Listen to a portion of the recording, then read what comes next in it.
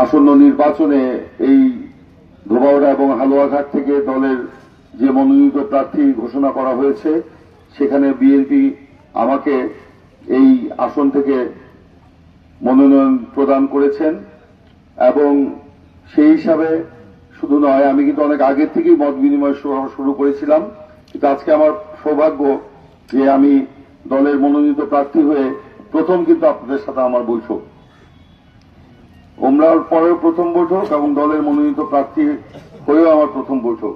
আমি পবিত্র মদিনা নগরীতে বসে আমি আমার এই মনোনয়নের খবর পাই।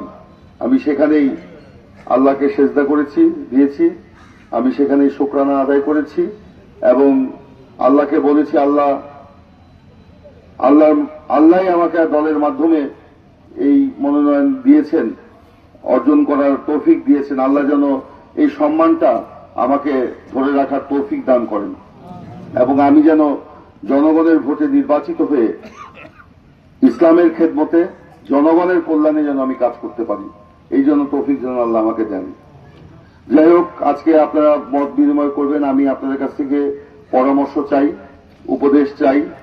আগামী দিনে আমার চলার পথ কেমন হতে পারে, কিভাবে আমরা আমাদের এই অবহেলিত এই বাগবের ইউনিয়নকে সাজাতে পারি, কিভাবে আমরা আমাদের এই অবহেলিত বঞ্চিত ধোবাউড়াকে আমরা আলোকিত জনপদে পরিণত করতে পারি, কিভাবে আমরা এখানে সকলে মিলে ঐক্যবদ্ধভাবে আমরা ধোবাউড়াকে একটি শান্তির জনপদে পরিণত করতে পারি।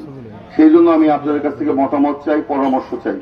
আমি রাজনীতি করি ছোটবেলা থেকেই, আমার রাজনীতির হাতিখড়ি কিন্তু রাজপথে আন্দোলনের মধ্য দিয়ে, বেগম খালেদা জিয়ার হাত ধরে আমার রাজনীতিতে আগমন। আমাদের দল বিএনপি, আপনারা জানেন যে আমরা ধর্মীয় মূল্যবোধে বিশ্বাস করি। আমাদের নেতা